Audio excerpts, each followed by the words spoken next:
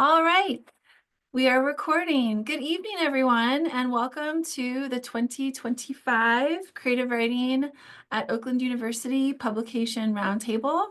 I am Professor Katie Hartsock. I'm a poet and a teacher in the program. I'm here with Professor Susan McCarty, prose writer, fiction writer, essayist extraordinaire.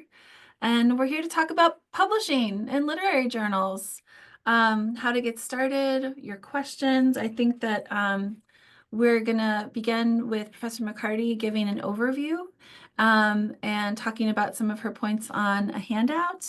And, um, and then I will come in with a PowerPoint with a couple more nitty-gritty items.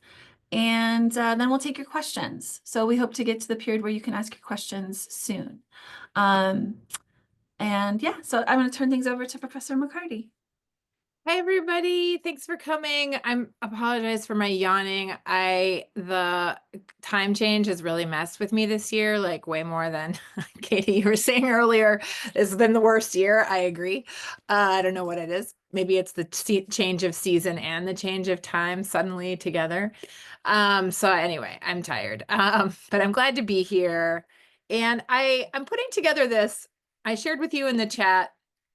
And I can share it here in our meeting too.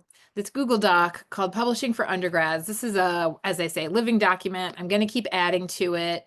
It's something I've reworked and had around for a long time, but I've just reworked it this year, and I want to keep doing more, adding more as I go. So you all have anybody with a link has access to this. I just ask that you not change anything. I mean, unless you see like a dead link or something. This is we'll kind of start the conversation here, and then Professor Hartsock will take over with a really cool PowerPoint. I don't know if you could say those two words in the same sentence, cool PowerPoint, but it's a good one. And we'll talk about publishing, and then, like she said, we'll take your questions, because I know you'll have a lot of questions. So a few things about publishing. We're going to be talking mainly today about publishing your own work, but this document has finding work in publishing section 2. I used to work in publishing. That was my first career before I went back and became a professor. And I teach the publishing and editing class in creative writing, CW 3800. We produce the wonderful journal, the Oakland Arts Review, which I'm just putting together volume 10. It's really well respected. Colleges all over the country know it and love it. We publish students from all over the country and all over the world. So if you're interested in finding work in publishing, I recommend you take that class, because we talk a lot about the world of publishing, books and journals. And that's the second part of this handout. I'm not going to talk too much about that part now, though, but if you want, we can return to that at the end when we are open for questions. As far as publishing your own work, a few notes. So we've been given this presentation a few times, and we always get questions, like a lot of questions about self-publishing. And I understand why. But I wanted to start off the presentation talking about why I wasn't going to tell you much about self-publishing here. And we can talk about this too later. This is not to shut down any discussion about self-publishing, especially if you happen to have information about self-publishing. You can feel free to share it later.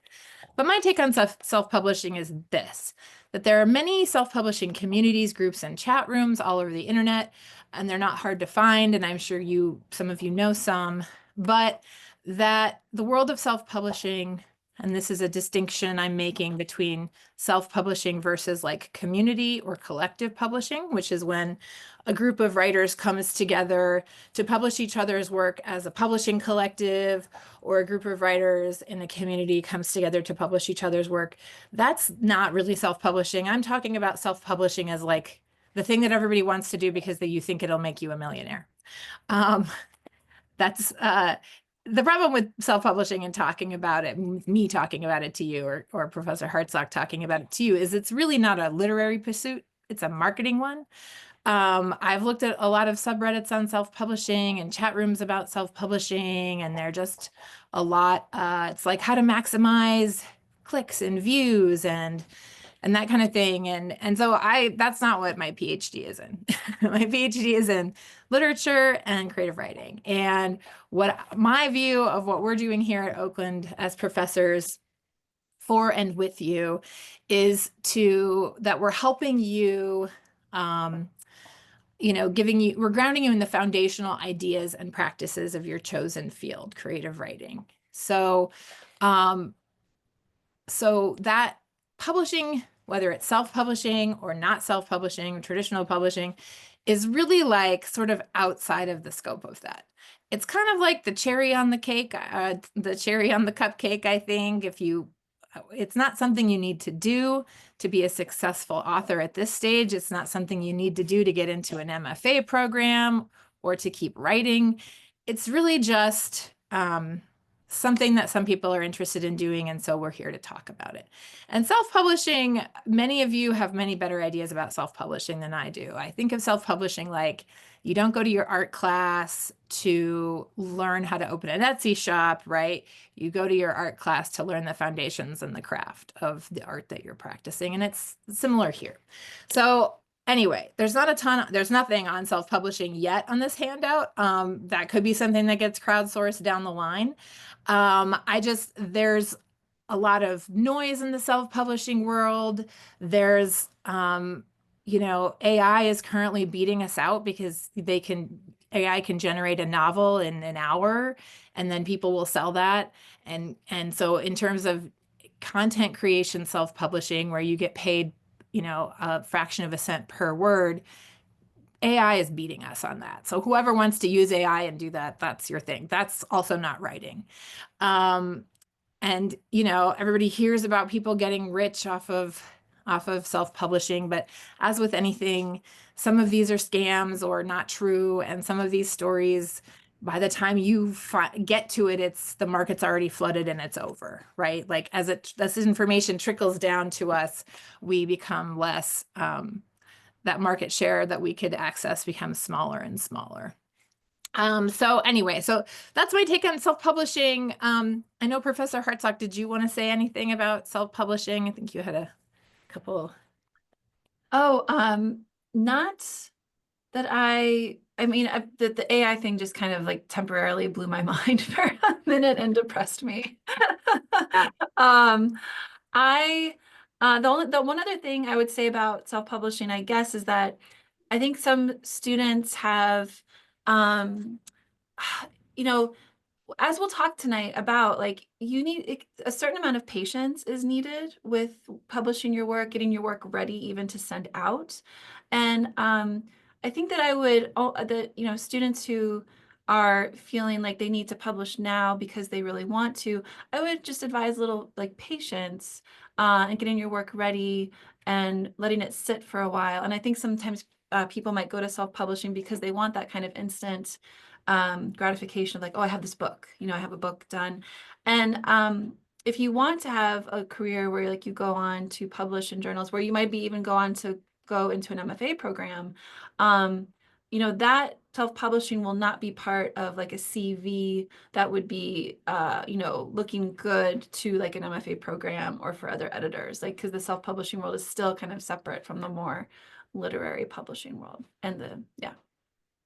Yeah, great. Yeah, thank you. And I think as like frustrating as we can view it as gatekeeping. Editors are gatekeepers. I mean, that's their literal job. But also editors have input. I've never had a piece become worse when it was edited.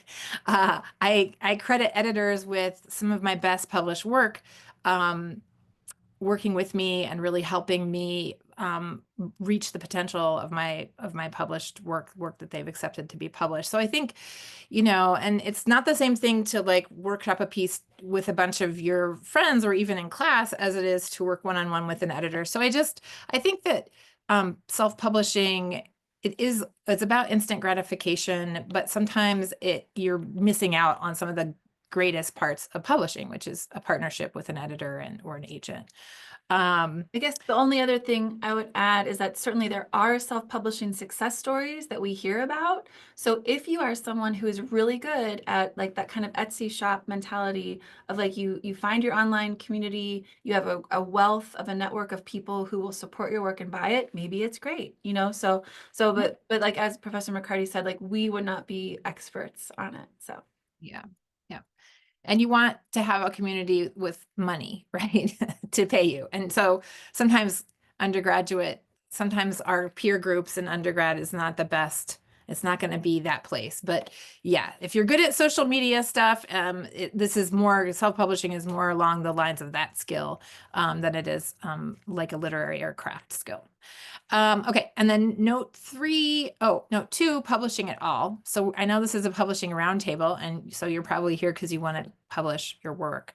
But I'm kind of ambivalent about undergrads publishing their work. I think it's great when people want to. I don't think it's necessary. And it will change your relationship to your work. So this is the reason that I'm kind of ambivalent is once you start writing with, once you start writing a piece where you have a market in mind, that's just like changes how you write. And so I think if you're ready for that point, that's great. If you're not ready, if you still feel like you're finding your voice or you're searching for your style or you're kind of like having growing pains, which are a normal part of creating, then it's also okay not to jump into publishing and just to wait and kind of give yourself the gift of space and time to allow your voice to mature and to try out new and different things. So I reckon, it's different even to write something with a genre or a market in mind than it is to write to publish that thing in that genre. So I tell people to take it on a case-by-case basis and make sure the author has done their homework and figured out good venues for what you want to publish and really looked at the conversation that's going on, at least, nationally, even internationally, taking place across a multitude of literary journals and university and small presses and big presses and review venues and subreddits. You want to kind of familiarize yourself with the landscape of publishing. And then note three, just anytime anyone looking to publish your work or represent you should not be charging you money. This is just like your basic scam alert. Notice here, agents take a cut of any money you make, but that's after a sale. So if you sell your novel for $10,000 to an agent through an agent, they will take a cut. I think it used to be 15, maybe now it's 20%. I can't remember what the going rate is now, but they won't ask you for money up front. And publishers also do not charge authors to publish creative works. So just don't get scammed. And then contests are not scams necessarily, although there are some questionable contests. And so that alone is the reason maybe to stay away from entering them until you can tell the difference between them. But I don't recommend undergrads enter contests. They get expensive really quickly. And here by contests, I mean lots of literary journals will say like, we're having the annual essay contest. Send your best essay in, and Leslie Jameson reads the winning essay, or send your short story collection in, and we'll publish the winning short story collection. They get expensive quickly, and then you're also competing with professionals. So students in MFA programs and PhD programs, professors like us, independent published authors. So I even now, unless I never enter like single essay or single story contests. I only enter contests as I have to publish a full manuscript. Okay. So all that said, all those qualifiers, which is so many, I have some ways to sort of get yourself familiar with some of the landscapes of publishing that are out there, and a few links to help you start poking around the world. And I have journals here. In order to publish in a journal, you want to like find out who's publishing what. You first of all want to make sure your journal is publishing your genre. So if you're writing poetry, but you're submitting it to a nonfiction journal, that's not going to work. So you always want to read the journal that you're interested in publishing in, but you also just want to like look at journals generally and start taking a look at what's out there. First up, I have undergraduate literary journals. There's a few lists here of undergraduate literary journals. The last list is through New Pages, which is a great resource. It's a database. I could take us there. New Pages in general is a database of journals, books, and publishing houses. They do reviews. They have events. It's just a really good place to find out a lot of stuff in one space about literary publishing. They have this awesome, just really long list of literary journals. So go there, but this particular link, like this particular page on their website, some of them are for children, so you want to sort carefully. And then I have a couple of lists. New Pages is one of them that just lists literary journals. And then this ranking, OCD ranking of almost 500 literary journals is just, I don't think the ranking is that important, but it's important. It's a great list of really good literary journals. There are thousands of literary journals, and all 500 of these top literary journals really are top, like they're very good.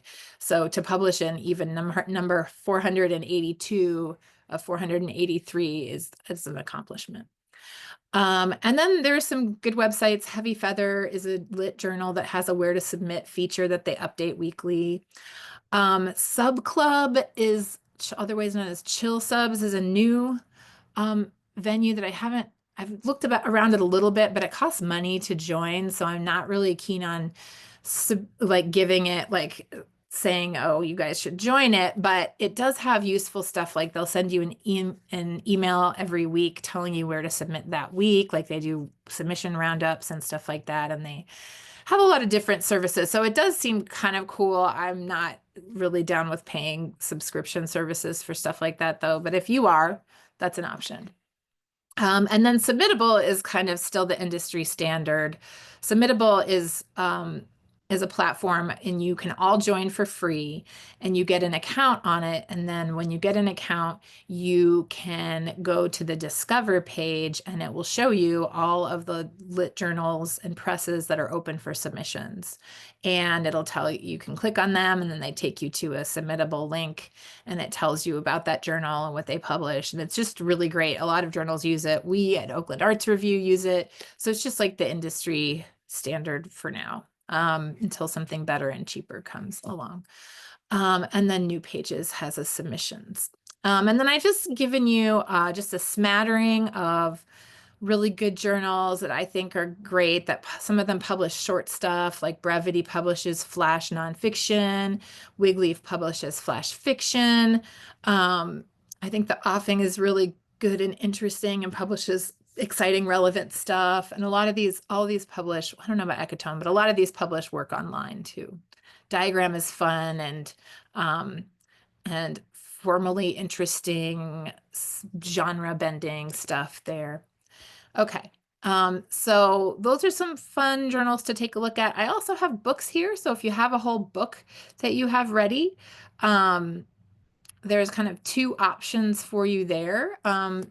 People will either go with a big corporate publishing house. These are known as the Big Five. They're Hachette Book Group, HarperCollins, Macmillan Publishers, Penguin Random, and Simon & Schuster. They might become the Big Four. We'll see.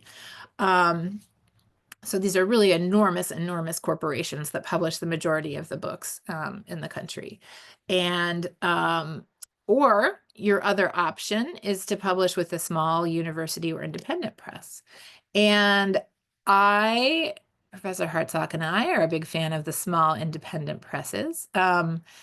They give you less money than the corporate presses for sure, but you also, I feel like this is a very general statement, but I do feel like your artistic vision is often more respected and more as an author who publishes with an independent or university or small press, you have more say in how your book comes into the world. You're not being pigeonholed into a specific genre or a specific market. Are you're treated like more like an artist and less like a commodity. These are a few reasons I like these things. And there is a lot of really, really good work. In fact, I think the best work in the country right now comes out with independent presses. Um, and I've given you a sample of indie and university book publishers here. And there are a couple of database lists here as well. But independent presses are also, they publish really exciting work because they are, I mean, they need to make money, but they're not, there's a kind of, there's still a loyalty to the idea of art for art's sake, I feel like, in many independent presses, and that there is not necessarily in corporate presses. I mean, when I worked at Penguin, it was like these two old sales guys that were like the two old guys in the Muppets, you know? And they would just come in and be like, this this author is too ugly to get that big of a print run. You know, they would say stuff like that, and you're just like, okay, this is disgusting. Why am I watching how the sausage is made? This is a mistake to be here. And so I left that career. So corporate publishing, it can be great. It can be terrible. I personally have never had a friend publish with a corporate publisher who is that no friends of mine have ever had a good experience, unfortunately. So anyway, um, and then if you're going to publish with some of the indie presses and or all of the big presses, the big five, you need to find an agent. And this is with a book. You can't really find an agent with just a story. If you publish a story in a venue and it gets seen by an agent, that agent might contact you. I've had that happen, but you can't approach an agent with just a story. The exception to that is if you have a narrative nonfiction book that's like research based, you can sell those on just on with your proposal, I mean. But you would have, that's a whole thing. We'd want to talk about that. You need to make a proposal. You'd have to draft a initial chapter and really show your commitment to the project. But if you have like short story collection or essay collection or novel, you would do this, and that's just look up agents and send them your work. And so how you do that is through this database of literary agents. There's also the writer's market. There's also hashtag manuscript wish list. And then there's query tracker, which is really helpful and free. And that helps you keep track of who you've queried and can help you find new agents to query. My personal style, I'm between agents right now, as they say. My personal approach is to send manuscripts both to agents and to small presses at the same time, because you don't want to do one at a time. You'll wait around until your hair is as gray as mine. So anyway, I'll leave that there. And then I just have some links here of places to read about the publishing world. So some of these places publish their own stuff. Some of them are places where people go to read and gossip about publishing and the lit world, and they're fun. I'm going to have a Substacks section here, but I'm just now getting into looking around at Substacks, and I understand there's new platforms popping up all the time. So this is a to come section that I'll populate as I find more information out about that. And I'll stop there because I've been talking for a long time. So, and then I'll throw it over to Professor Hartsock, and I will unshare. Thank you so much. That was awesome. That spreadsheet, or the Google Doc rather, is amazing. There are so many good links on there. So yeah, for those of you who want to learn more, what Professor McCarty just gave us is a wealth of information and sources. So it's a great place to start. I have put, if anyone cannot access any of this, please let me know. Someone, private messaged me in the chat that they couldn't open the documents. And I put both my and Professor McCarty's emails in the chat. If you have any trouble getting the documents we're going over, just email us and we'll make sure we get them to you. So I'm not going to spend a lot of time on the second file I put in the chat, but Professor McCarty mentioned the top 500 places to publish fiction, which I know you might hear that and get overwhelmed. Be overwhelmed, but in a good way, because there's a lot of places that are, they're hard to get into, but then there's also places that might be more friendly to like beginning writers, and they want to showcase new voices. So I put in there a spreadsheet. This is a couple years old now, but someone made a list of the top 1,000 literary journals. So some of those may no longer exist, because some of them are short-lived. But certainly, like probably the top few hundred are, still going. And that can just give you an idea of the huge landscape, especially now that literary journals have gone online. The possibility and the plurality of literary journals have just exploded. So it's just a fun thing to go through and, go to their websites, read about them. A lot of those literary journals might have content online. I'm going to be going over the first file I put in the chat, which is the publishing overview, and I'm going to share that with you now. I'm going to go into my PowerPoints and go into the file and slideshow from the start. So, again, here is our emails at the very start of the PowerPoint. So I'm going to do a little bit more of the nitty-gritty stuff. So say that you are ready to send out. You've heard everything we're saying. You're like, you know what? I want to send to journals. Maybe I'll send to journals that specialize in undergrad work. Maybe I'm going to send to journals where I'm competing with, everybody, where my work is getting read alongside, published authors. So what are the first steps? So say you have your short story or your poem or your essay. Don't send it out without someone having looked at it. So you want to make sure that you've read your piece several times. Ideally, you've had a couple of friends. One of the great things about being in a program, like a creative writing program, either at the undergrad level here at OU, or if you go on to an MFA program, is you have friends who will become your editors. And that is like a lifelong gift. So for those of you who are currently in a program, either here or if you've gone on elsewhere, I would say make those friends first of all, because literary friends are the best. But also keep a writing group, let's encourage everyone to get together once a month, share work, edit each other, and then have those friends on call for hey, I want to send this out. Could you take a quick look at it? And then you'll do the same for them.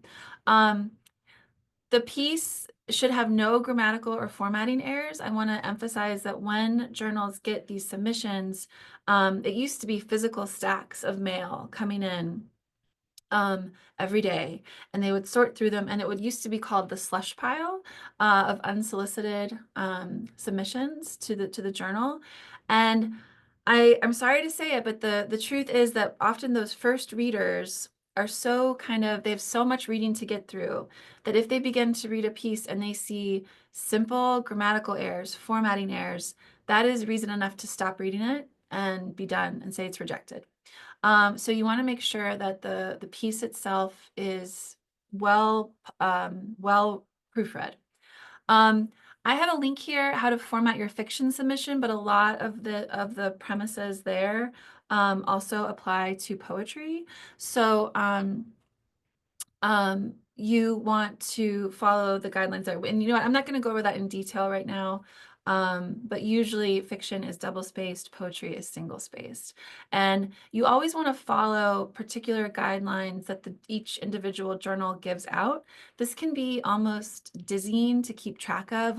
One journal wants you to put your name in the top right corner and the page number as well. Another journal wants no identifying information because they read anonymously. Another journal wants a cover letter in the PDF of the containing also the creative piece. It's a lot. but you just have to kind of page through, keep track of it, and make sure that your submission fits their guidelines. Because otherwise, again, another reason for just easy rejection. It gets, they say, oh, it doesn't fit our guidelines, rejected. In a nice world, in an ideal world, maybe they'd be like, oh, that's okay, we'll still read it, but they will not, because they have a lot to get through. And if you haven't taken the time to follow the guidelines, it's an automatic out. Um, what we've been talking about, especially if you read through that awesome Google Doc with all those resources, you can start to get a sense of what we mean when we say top tier journals. Like these are the dream journals where your name is suddenly kind of very well known in the literary world, like the New Yorker, the Atlantic, Granta. So sure, send to those. But I would say when you're starting out, also make sure you're sending to places that seem open to newer voices, that have a shorter wait time even to hear back from them. And that's something that is easy to get a sense of. You can look at those lists we sent you, and also just the more you read, the more you might get a sense of like how it all shakes out. Choose your journals. So you might think, okay, I have these 3 poems. They are amazing. I think they're amazing. They're proofread, they're polished, they're ready to go. Surely, because I and some of my other friends have said that they're final drafts, they're ready to go. Any journal will want any good poem, or this also goes for fiction or essays. Any journal would want a good short story or a good essay. But that is not quite how it is. Journals are individual. They have their own tastes, their own preferences. And I like to compare this to giving gifts. Say you have, I don't know, like an awesome porcelain tree that you found at a thrift store. And it's beautiful, it's personal. But would you give it to just anyone? No, you probably have like a particular person in mind who would really like that porcelain tree. And maybe to another one of your friends, you would give them a new journal. And to another one of your friends, you'd give them a gift certificate. So just like people have their own ways that like the best kind of gifts to give your people because you know them, journals are the same in that they have their individual preferences and tastes, and the best way to do this is to just keep reading as much as you can to get a sense of that. I know that this also sounds potentially intimidating. It does take some time to keep doing that work, to read, to get that sense that accumulates the more you read them, and you can get a sense of like, oh, well, this poem actually I'm going to send to Ecotone because it has it kind of deals with like anxiety around the climate, and it has a little bit of metrical craft in its composition. Whereas like this short story seems really well suited to say brevity or wig leaf, and you'll get that sense. So just don't send anything anywhere. Strategize. Definitely keep track of journals' open submissions periods. The new databases that have come out, like Submittable, or if you pay for something like Chill Subs, certainly help you with this, but it's very erratic. It used to be when journals were physical before the advent of the internet, most journals were physical. I have some here, like here's an issue of Virginia Quarterly Review. Here's an issue of Ecotone. Here's the Yale Review. Here's Birmingham Poetry Review. Stacks. Um, uh, they used to be physical, and that meant that they read during the academic year because a lot of them were sponsored by universities. Now that they're online, it's all over the place. The last time I checked, I believe Waxwing are only open for example, certain months of the year, and when they hit 250 submissions have come in through their submittable account, they close.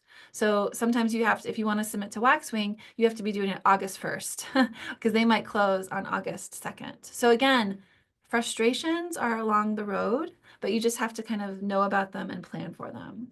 And I also just, this is Yeah. sorry to interrupt, but I keep a running list, like a spreadsheet. I keep two spreadsheets, or they're on the same sheet, but two tabs. One is where I'm submitting, and then like a list of just where everything, when everything is open. Because it has happened to me so many times where I'll be like, it'll be October 1st, and I'll go and look, and oh, BOA editions closed on September 30th, and I missed it by one day. And so Yep. next year I won't miss it. So it's a long game.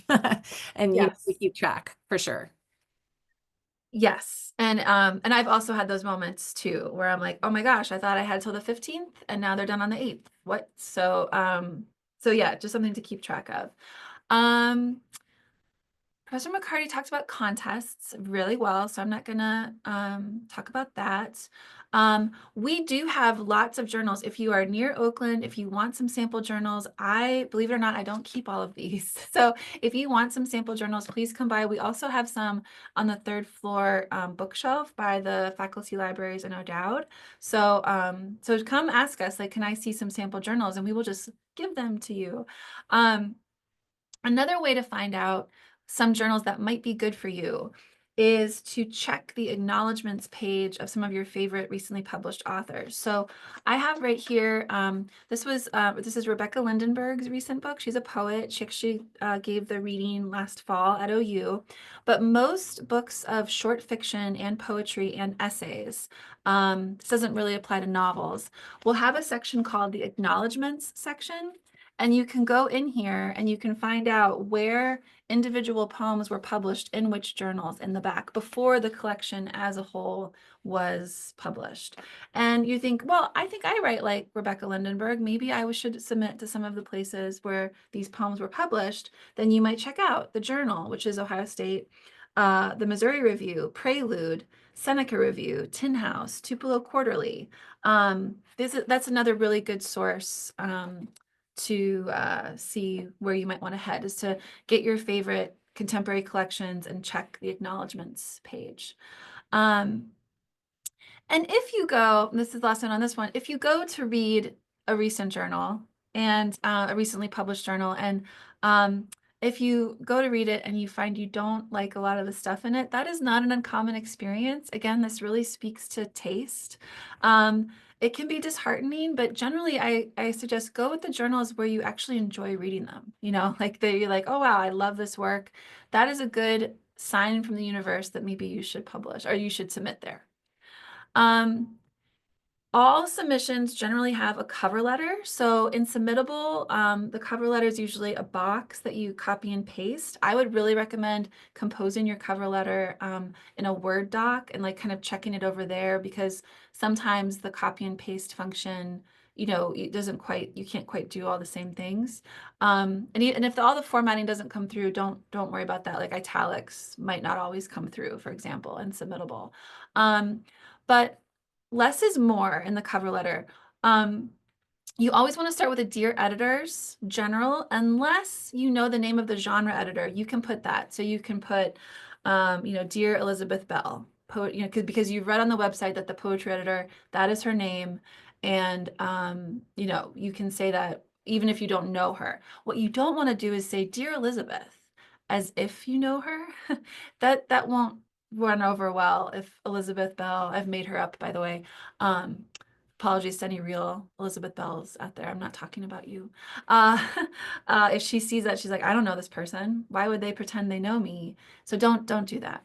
Um, I've talked about reading and following the guidelines for how to format your submission. In the cover letter, do not say why your work is important or how to interpret it. Say nothing about it but the title. And if you're doing fiction, the word count. This puts editors off because your work should speak for itself. They should be able to read your poem or your prose and be like, oh, I instinctively know why this is important. I instinctively know why this is good. Don't say that kind of thing in a cover letter. Um, you want to include a short biography. And if you haven't published a lot of places, it's fine. You could say, Elizabeth, well, now we'll make Elizabeth Bell a young writer. Elizabeth Bell is a writer who lives in Rochester, Michigan.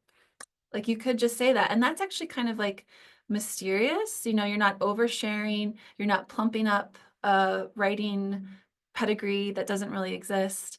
It's short and to the point. And so that is a common mistake, to over tell in a biography. If you do have several publications, you don't want to run on with like a list of 20 places that have published your work. You want to keep that really to a list of like 3 or 5 places at most. I've included a link to a good list of common mistakes in cover letters. I'll let you go read that. Another thing that happens is something called simultaneous submissions. So what is a simultaneous submission? Say I have a group of 5 poems that I think are all, and they're ready to go. And I think I have 3 different journals that are good fits for this group of 5 poems. I send them to all 3, and that is called a simultaneous submission. I have sent work to 3 journals at once, with knowing that the likelihood is that they will not get accepted at all 3.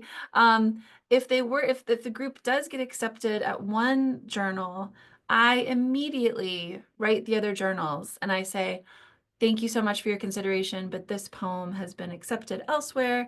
Please withdraw it. And if there's poems left over, I say, I'm very happy for the rest of the poems to be under consideration, to remain under consideration. Thank you. You don't want to have an issue where a poem is accepted, or a short story or an essay, and then a time goes by and another journal wants to publish that, and you say, oh, it's already being published. First of all, you couldn't do that, because like it's kind of standard that one journal gets to publish it and then the rights revert to you. Then it's already a published piece and you wouldn't publish it again. The journals want work that has been unpublished. They want to be the first ones to showcase it. Keep good track of your simultaneous submissions. I have heard stories of people who did not, and they have been blacklisted at certain journals. Like, certain journals will not consider their work again because they were giving time and attention to a piece they thought they could publish, only to be told, oh no, it's actually not, it's not available. So the other thing I'll say is that there are very few journals left who do not accept simultaneous submissions. If they are seeing your work, then they don't want anyone else to be seeing it. I would say pay attention to that rule. I know that there are people who break that rule.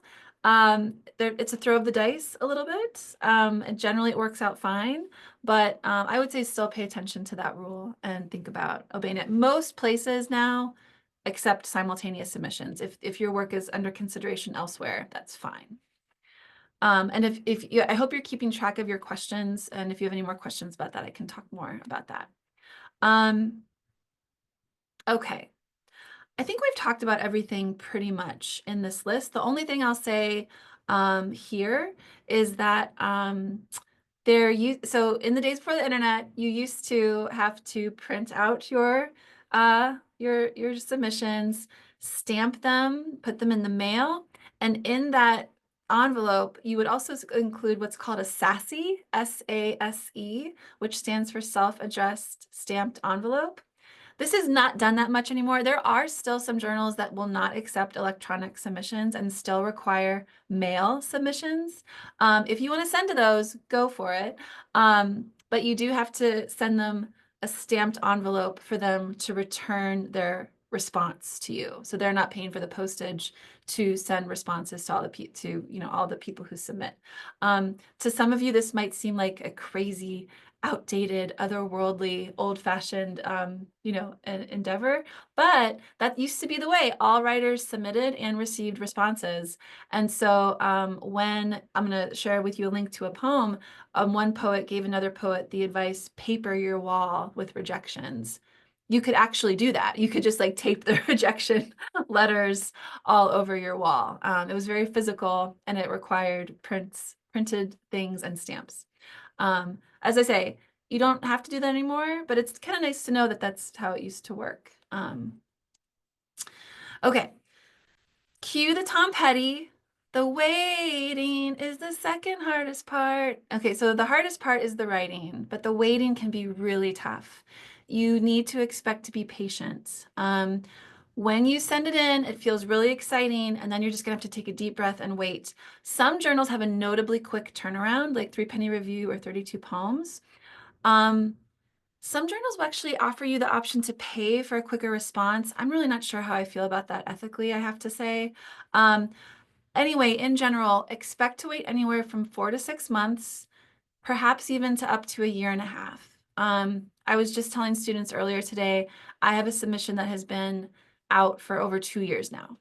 And that is exceptional, but it does happen. So with the world of online submissions, more people are submitting because it's easier than printing out those papers, putting the stamp on, making the sassy, because you can click, click, click, click your way into a submission. Journals are just overwhelmed with submissions. And that's all the more reason to polish your work, to make it noticeable and stand out in all the ways it should. But it also means you're going to have to wait longer. So don't feel like it's anything personal. It's like it's every writer, even your professors are going through this. Journals, Um, some journals will say too, if you haven't heard from us in 4 months, feel free to email us, and you can take them up on that. But don't, I wouldn't if they don't say that. yeah, if they don't say that, don't bother them. And but if they do, actually do. So a couple other links. I'm going to stop talking very soon because I want to get to your questions. Um, there's another piece on beginning writer on beginning to submit. So Becky took Substack Lit Mag News Roundup. That's an excellent Substack. The full content is a paid subscription, but she does put some things on there for free, which I think includes the link I gave you. And I don't pay for that, but I get the free content because it's nice news about the Lit Mag world. Um, if you do get a rejection, don't take it personally. It is a world full of good writing and good writers, and also it might not even mean anything personal about your work or about its quality. It could be that the editors were looking for a particular theme or a particular style for that issue. So don't take rejections personally. I know it's really hard not to, but you just can't. If you want to pursue publication, you have to kind of barrel through those rejections and know that an acceptance will come if you keep at it and keep revising. And most importantly, don't ever write back anything rude to an editor. Like, how dare you lack the foresight to reject my visionary work? This has happened, and editors do not like it, and you will not get published by them ever again. Whereas if you let a couple months go by and try again. I've had a lot of journals where my first, second, even third submissions did not get accepted. And then maybe my fourth one, my third one did get accepted. So a rejection was in no way indicative that they didn't want a relationship with me. It was just that the work wasn't right at the time. The work was not right at the time. If, however, you get a rejection that says, please send us more work, do that. Like, do that ideally within a few months, maybe even a couple weeks, depending on their submission windows. And include in your cover letter, dear Elizabeth Bell, thank you for your previous response to my work and for your encouragement to send more. Here are 4 more poems. So remind them of the fact that they asked to send more, and then, say that in the cover letter. I'll just note here that there was a study done, it was now probably 10 years ago, that said male writers were like 5 times more likely to respond to these invitations to send more than women writers. So I want to give an extra shout out to women writers. Like, if we get invited to send that work, send more work soon, do it, go for it. Don't put it on the back burner. Don't demur, send more work. Yeah, and here are just a couple other links. Writer's Digest also has a good roundup of best websites for writers. It might not be as up to date as some of what Professor McCarty has given you. These Substacks are great roundups for calls for submission. So Erica Dreyfus and Erica Varillo, they both have month by month, and these are like all genre. This is for literary fiction, poetry, essays, but it's also for speculative fiction, genre fiction, horror. If you're interested in those things, a lot of them also include, excuse me, lists of paying markets where you don't have to pay to submit, but you will get paid. It could be a small amount, but you'll get paid a little bit for the work. So those are both great Substacks to follow for roundups of calls for submissions, and also writer opportunities like residencies and things like that. Finally, I'll let you, this is a poem I've linked to And I won't read it now because I want to get to your questions, but it's a good reminder of the patience needed to pursue publication. So, okay, I'm gonna stop sharing and X come out of here. Okay, so we would love to take your questions, and you have a couple options. You can put them in the chat, or you can unmute and ask them in person. So yeah, a couple different options there. So, and Susan, did you want to add anything else before Yeah, we go to I'm questions? going to ask everybody a question. I am not, the links on the PowerPoint are not working for me. So can somebody like try the PowerPoint and see if they're working for you? Because if they're not, I'll have to fix those. Okay. So if somebody could chat if the links are working for them on the I PowerPoint. had to like right click and then go down and it says open hyperlink, but I think they might have worked better in as a slideshow, maybe. Um, but yeah. Anyway, sorry. That was Yeah. Oh, and you know what's, I do want to just add with formatting, one thing I do want to bring up that Professor McCarty put in the chat. If you're submitting poems, don't center align them. You might have reasons for that, but in general, contemporary poetry editors see that and it looks a bit outdated and more like a Hallmark card kind of formatting. Oh, so Rennie wrote for the PowerPoint, you have to control left click the links. So thank you, Rennie.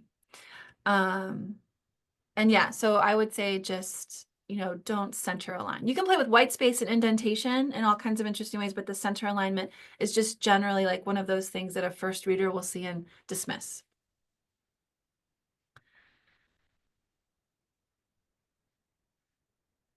Questions. And again, we can take questions in the chat or with your voice. Dean, yes. Hi. So yeah, most of my questions, you've done a fantastic job of answering. I had questions about multiple submissions at the same time with journals, which you've covered, and the kind of expected wait time between journals. I think I have a much better picture of what that looks like now. I think my other major question, so first of all, thank you both for the presentation. It was very helpful. And these links are a great place to start. The one question I'm still mulling over is like the literary journals themselves. So when you're a student or when you're a faculty member like associated with university, you have through your library like access to a lot of these periodicals and literary journals. So I'm musing about the fact that like when you graduate and you're in the sending out submissions at that point, other than sort of walking into a physical bookstore and seeing what print journals there are, like it can obviously get very expensive to be subscribing to lots of different literary journals, and especially if like your local public library or university doesn't have some program where you can view those, like what sorts of things would you recommend to stay like up to speed and being able to access and read the literary journals that are being published in your genre? That's a great question. Susan, do you want to answer or shall I? well, sure. I mean, I think I was thinking if you go to new page, sometimes all we get in this era when, you know, information and print stuff is like choked off for us. Sometimes all we can get is like a description of the journal. And so I think like the New Pages database is really good for that because you can read reviews of different journals on it. Um, Sometimes if you click around a website enough, you can kind of get a sense. And a lot of print journals will post, they won't have their whole journal on the website, but they'll post like, here's a story from the last issue, here's an essay. I don't know of any, except for the Oakland Arts Review, because we have some issues with university communications and marketing. I don't know of any other lit journals that don't publish some sample on their website. And because really you're right, you can't, especially students, especially shortly after being a student, you can't be expected to subscribe to 100 journals. That would be insane. So sometimes the best you can do is just get as close as you can to reading what content they do share. And then a lot of great journals are online now. So it didn't used to be the case, but sort of now they're, you know, there are thousands of journals. So if you don't find one, if you find you can't access a print one, there will definitely be something online, and can be good, just as good as a print one. So I think just shopping around, and honestly too, Dean, it's like it takes years to sort of flesh out a landscape of journals. So maybe now you just do what you can access online and what you see in the bookstores, and that's just a starting point. And then over the course of years, you access more and more. Yeah, I would second all of that. And I would also add that sometimes you can get a discount subscription when you submit. So like there'll be an option, you know, oh, and actually we didn't cover this. It is okay for journals to ask you to pay a small fee. A lot of times it's $3 when you submit poetry or fiction or nonfiction. It is annoying and it can build up quickly. You know, you might go from $3, and then if you do that 10 times, you know, then you're into over $30. So, but that does give them, I think, an adequate and respectable amount of support for what they're doing. But if I've often seen like when in Submittable, for example, if you say, well, I'm going to pay the $3 fee, do you want to pay $10 and get a discount off the year-long subscription or so, or get a free sample issue? There are ways that like Submittable might give you options to like a discount sample issue or a discount subscription. And even I don't subscribe to all the journals I want to subscribe to. Like nobody can. I don't see how anyone could. So I prioritize a couple that I always subscribe to Three Penny Review. It's one of my favorites. But then I also sometimes will get a sample issue through Submittable just by paying a bit extra that time, just to hold it in my hands and see it that way. And a lot of like Professor McCarty said, a lot of those bigger journals who are mostly print will put a sample online. So I would just click through that as much as possible and try and get a sense that way.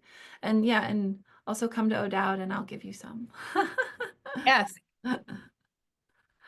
Does that help, Dean? Do you have any follow-up? Yeah, that's helpful. I think the feeling it leaves me with though in general, and I think I've always felt this way a little bit about literary journals, is like as a person submitting it, you hope that your audience will be as wide as possible and it's reaching readers. And then when you as a reader are trying to read the journal that is full of writing, I'm sure you would enjoy, but there's like a paywall or there's these like sort of that's the discouraging part to me. But I think you're right, like identifying, two or three journals that seem like they're exactly in your right genre, starting there, maybe paying for a subscription to one of those or finding a way to read those and then working, kind of building that bubble outward makes a lot of sense. So thank you both. Yeah, and I'll say too, if you do like have a journal, you know, you subscribe to like that you particularly love, say, you know, VQR, Virginia Quarterly Review. In your cover letter, when you submit your work, you could include, this is acceptable. I know in like my brief kind of overview of cover letters, I said like less is more. So generally just want to say, dear editors, here's what I'm submitting. Here's my bio, thank you, name. It is a good idea and totally respectable, and editors appreciate it to say, I especially, maybe when you say, I'm submitting this short story for your consideration. By the way, I really enjoyed I really enjoyed Elizabeth Spell's fiction short story in your December issue, which is titled On Being Elizabeth Bell or something like that. But I'm jesting a little bit with my Elizabeth Bell run, but it's true that if there's a poem or a story or an essay in a recent issue which you've loved, tell the editors that, because that kind of goes back to your point, Dean, of readership, and it's creating a community that's sometimes invisible, you know, like the readers and the writers. And so it lets them know that you've taken the time to read it and you admired it, and that's probably part of the reason you're sending them the work. Yeah, and there's a whole world out there. There's a number of debates about the economies of lit mags and Yes. who we reach and who we don't reach and how we do it and how we don't do it. It's an active like debate in the community, a series of debates in the community about these things. So, yeah. Yeah, you're not the only one who feels frustrated. And then it's really a question, like the people doing the work to keep them going are underpaid or not paid at all. And so it's a tough situation. Yeah. But a good question. We have a couple other questions. Natalie wrote in the chat, does being published once help get published again? Or is it always about writing the right thing at the right time? I can take this one first. Yes, it does. It doesn't mean that you have to be published and to start, but once you start publishing, it can get easier because, for example, you might start to include in your bio, Elizabeth Bell is a writer who lives in Rochester, Michigan. Her work has been included in Rattle, Birmingham Poetry Review, et cetera, et cetera. And then you can start to list those publications as part of your bio, and the editors will see that and be like, well, their work has been published elsewhere. And it's subtle, but it's a potent way to say, my work has been valued by other editors, and it gives them kind of a way to take a closer look. So yes, it can. It's not necessary, but it can. And then, if you go to writers' conferences and you start to talk to editors, like publishing does open up your network, and like your recognizability, if that's a word. Yeah. Do you want to add to that, Susan? I think too that journals love to publish to be your first publication too. So don't, as Professor Hartsock said earlier, like you don't lie about your credentials or whatever, but also you could say this would be my first published work, because I think that can be really exciting for readers too. I mean, they have to like your work, but that can be an added bonus. So, it's okay if you haven't published anything, but it will kind of start to have the snowball effect. Renee, is that how you say it? Rennie. Yeah. Rennie, sorry, yeah, thank you. Rennie writes, when is a good point to start submitting a piece? Like when should you stop splitting hairs and nitpicking the wording and instead write a cover letter? It's a good question. I mean, I think, as Professor Hartsock says, make sure that you've had your beta readers read it. And it's great to have workshopped it. I think I am going to take you to task a little bit, Rennie, just very good-naturedly, because sometimes I find students saying the words they use, like nitpicking and splitting hairs, is actually just editing, and it's good to edit things. It's not splitting hairs to make a better word choice. It's not nitpicking to say that should be a semicolon, not a period or whatever. So edit your pieces. That's very important. And it's not nitpicking, but also, after you've gone over it and put it away for a little bit and come back to it, I think when you've done all the editing you can do, when you've had other readers read it, and then when you've given it a little bit of time to just make sure it's what you want it to be, because time can be a very powerful editor too. If you put something away in a drawer and come back to it even a week or 2 weeks or a month later, it can be very different. That's, I think, when you're ready. And you can, I mean, when I started sending stuff out, I would do all the wrong things and send it out, and then I'd realize that I had all these mistakes and it didn't look good, and why did I do that? And I can't take it back because it's not the internet. I sent it out, I mailed it out. So, mistakes will happen, but just do your best to try to make sure that it's as good of a piece as possible. I love what you just said about time being a good editor. That's great. And I'll add to that I meant to say rejections can also be good editors. So if you send out a piece and you get it back a rejection, and I should say there's different levels of rejections too. Like sometimes you can tell that they're sending out the same form rejection to everybody. Like, hello, thank you for sending us your work. It's not a right fit for us at this time. We wish you the best. If you get a we wish you the best with your writing, that's probably the lowest like form of the rejection form, like the most basic. You might get a higher level rejection saying like, we really appreciated your work. We took time with this piece. Our editors admired XYZ about it, but it's not right for us at this time. And that's the kind of rejection where you might get a please send us more work.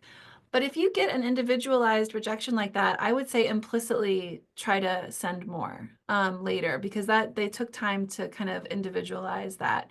And in that way, the rejection might be then, okay, so this piece was strong. How can I make it even better? And I've had poems that I've sent out, they were rejected. I continued to work on them. Maybe they got rejected again, but some of them did get accepted, and it took actually a couple of rounds of submissions before I could look at it with a fresh enough set of eyes, be like, okay. There's been only, I think, one or two times where I've had a first draft of a poem and I barely did any work on it, and I sent it out and it was taken. So like that can happen. It's very exciting, but it's the unicorn, totally. Yeah. Alicia asks, if you have a piece that gets published and receives a small amount of money in return, does that typically impact who owns the rights to the piece? No. You own, so the process works, if you send to a literary journal and they accept your work in the time between, and Professor McCarty can correct me because she's even more expert in this than I am at this part of the process, but in the time between they've accepted your piece and they publish the piece, it is theirs. And that's also where that simultaneous submission comes in. But that is like they have they own it. They're going to publish it. Once they publish it, however, whether it's paid or not, to your question, Alicia, the rights revert to you. And that means that you can take that poem or that short story or that essay and you can go on to publish a whole book of things like that. And that still belongs to you. And they often just ask, like I showed you with the acknowledgments page in this book, that you credit where the piece first appeared. Do you want to add anything to that? Yeah. No, that's right. Yeah, it should, and most anymore, you used to get a contract every time a journal would want to publish your piece. That really that's not as common anymore. But the general rule is that it's first publication rights and then the rights revert that the journal has, and then the rights revert back to you. Any other questions? Oh, and Alicia, the payment is, if you're lucky enough to get paid for a piece, that's awesome. But that and the right who owns the rights are two different things. So you can get, but I did want to say that, like, if because money is a question, most of these journals will not pay you to publish in them, unfortunately. And this is part of one of the many debates circulating about lit mag economies. Brittany. Hi. So I don't know if this question would pertain to public. Well, it kind of does, but it's more so the question is, what what would be an ideal thing I should be doing while in the process of publishing, like work-wise? Like, should I work in the field? And if I should, what would that look like? What would my options be? Yeah. And you mean like a paying job that you hold while you're trying to publish? Yes. Well, and Professor McCarty can jump in on this too. Brittany, thank you for the question. But you can be doing anything and trying to publish. I mean, there are writers published who might be students or professors in writing programs, but there are lawyers, doctors, nurses. I mean, you can pursue any career. And it's actually a good thing to pursue. It can be a very good thing to pursue a career where you can have a secure paying job that, yes, takes up your time and probably takes away from your writing time, but any job is going to do that. The journals are not looking for a particular kind of person or a particular kind of career that a writer would have. In fact, I mean, I can't speak for everybody, but I find that most journals are really excited when they know that they're getting work from someone who doesn't really fit maybe like the typical academic or literary profile. And there's, yeah, so And I myself have really admired poetry, fiction, nonfiction from writers who have entirely separate careers, but whose careers nonetheless inform their writing, even that way. Yeah, but Professor McCarty, do you want to speak to that? Yeah, I personally have experience with this, Brittany, because I went into publishing because I was like, well, I'm a writer and I want to write more and I'd be closer to books by working in publishing. That seems like a good fit. And honestly, it wasn't a great fit for me. I found that I was spending way more time with someone else's books than my own. And like, if you want to work in publishing, that's great, but your priority has to be the books you publish, not your own work. And there are some people who work in publishing who are also writers, and they can make it work for them. I was not one of those people who could make it work for me. It's so even though you think like, oh, I'll go to work in publishing and that's like getting me closer, it's not necessarily.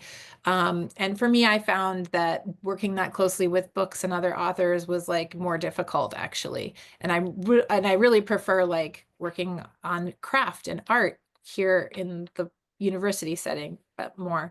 So, and I had a friend Jeanette Aliu, who's before she published her first novel for years was a private detective and had some other funny and weird, like she was a janitor. Like you just, unfortunately, majoring in creative writing is not vocational. It's not like getting a nursing degree. And so you are really just, you're here because you love writing, and there's really no expectation of now I'm going to go. There's no career called novelist really that you can step into. You can't apprentice as a novelist. You can't, there's no assistant novelist, position. You just write and are a writer, and then hopefully you break through. But I do, the sobering reality is that the average writer in this country makes something like $2,000 a year from their writing, and that's including Stephen King, and that's including me and Professor Hartsock. So it's just very,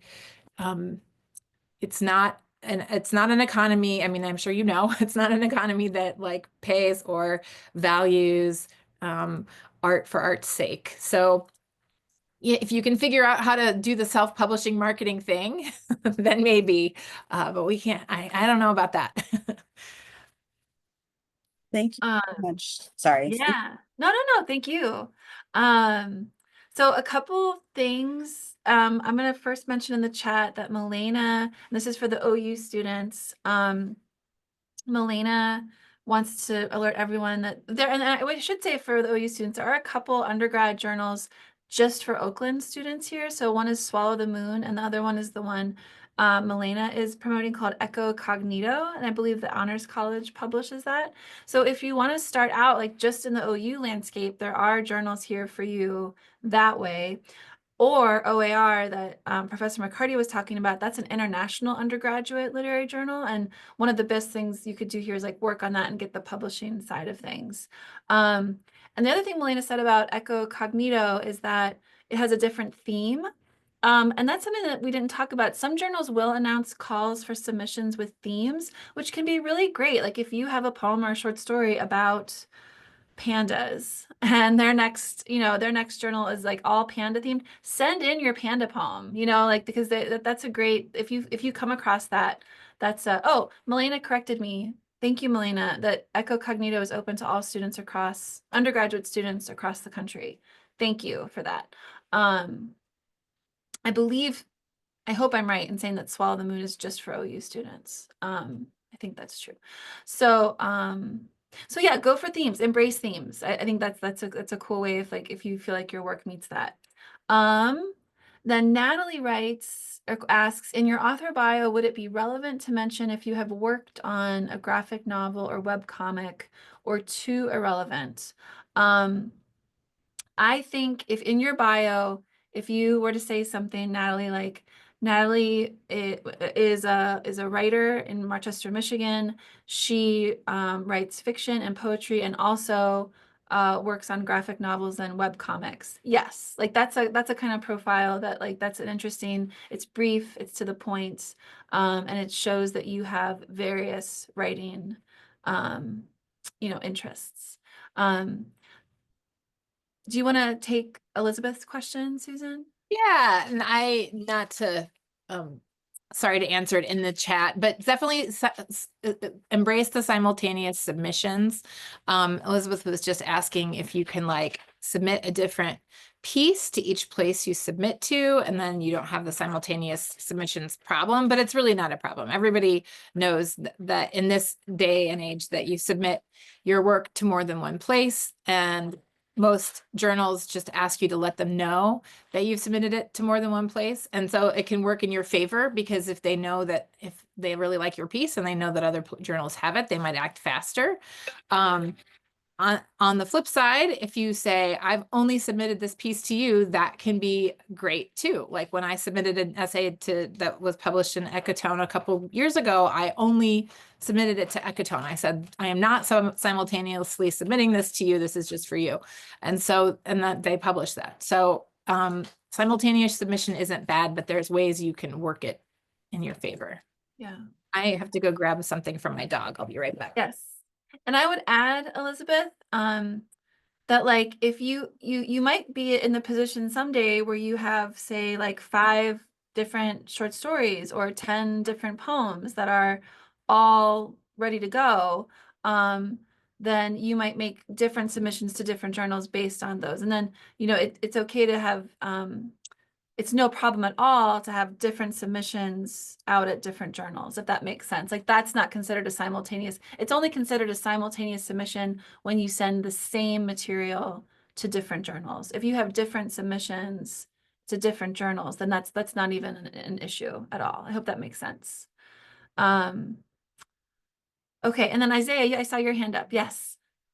Good evening, Professor Hartsock. It's such a delight to see you again. Absolutely. I felt like as a aspiring novelist as I am, it was very insightful for me to be presented with all of the knowledge tonight, of the publishing industry. I've been navigating the publishing industry for the last 3 years, ever since I graduated from Oakland University back in 2023 with a Bachelor's of English degree. And let me be real with you, it's felt like a wilderness at times. And because you have to suffer a lot of rejection, but I see the beauty in letting a literary work just sit a while and then coming back to it when you have deeper knowledge of the nature of the character that you're speaking of. So as you know, you read my novella when it was still developing. The main character of the story, she's the daughter of Pharaoh, and she specializes in Egyptian belly dance because that's the reflection of her culture. But also I've included recently that she is now a classical Persian dancer. And the reason I felt called to have her be a classical Persian dancer as much as a belly dancer is because I have decided to practice that art form. So it's my suggestion to any writers actually on here is to actually experience the way of life, so to speak, if you can, of the characters, so that you can actually deepen the knowledge of your creativity in order to have it be more powerful. I actually am an aspiring classical Persian dancer now because of me practicing the art form, and now my character is that. So it just feels if you ever have an opportunity to be immersed in a culture that you are speaking about in your story, such as I have, I actually had the privilege and honor to work for an Egyptian restaurant. And let me tell you, I gained so much insight about Egyptian culture and cuisine and even hospitality that was valuable for my story. So my suggestion is just to always try and be immersed in the culture and gain deeper insight about it that you are intend on writing about. Yeah. And I think that's great advice for all writers, because it also gives you that vocabulary and that diction, Yes. the particular words, phrases, intricacies, Yes. that's really going to enliven any work, any genre, So thank Yes. you for sharing that, Isaiah. My pleasure. Fantastic. Have a question here in the chat. Vanessa asks, do you know how journals feel about multilingual works, or do they only accept works in English? Most journals, Well, so I can't speak about, I mean, international journals, I'm sure in different countries with their native, their own languages would publish them in those languages. We're talking tonight mostly about, you know, American, but also I think we've mentioned some British or even some Irish, but they're all Anglophone, English language journals.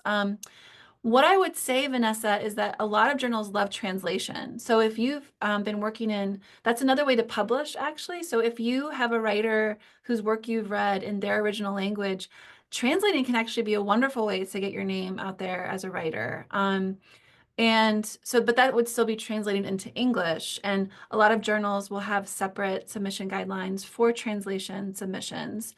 But I think most journals will publish in English. Maybe they would publish like a side by side with the original language and then the English translation. But I would say mostly English. Susan, do you want to add to that? Yeah, I think, well, and you say multilingual, so that to me says maybe there are multiple languages, maybe English, if English is one of the languages, and then there are other languages involved, like it's a polyvocal piece. I would say definitely that would be something you could submit if it's primarily in another language other than English, where the average reader of English would not be able to understand what's going on in the piece without speaking the mother tongue or reading the mother language, then I would say that's would be a work in translation. So you'd want to, you know, that would be something you'd want to submit as a translation. Does that make sense? So if it's like got some English and some other language in conversation, I think that could be really interesting. I was trying to think, I think Ellipsis Journal, I could be wrong about this, but I think they publish translated work. And there are some presses that do too. But yeah, it just kind of depends on what your piece is. There's a cool book. I'll add Exchanges Literary Journal is all translation, and they're a wonderful online journal. They're out of Iowa.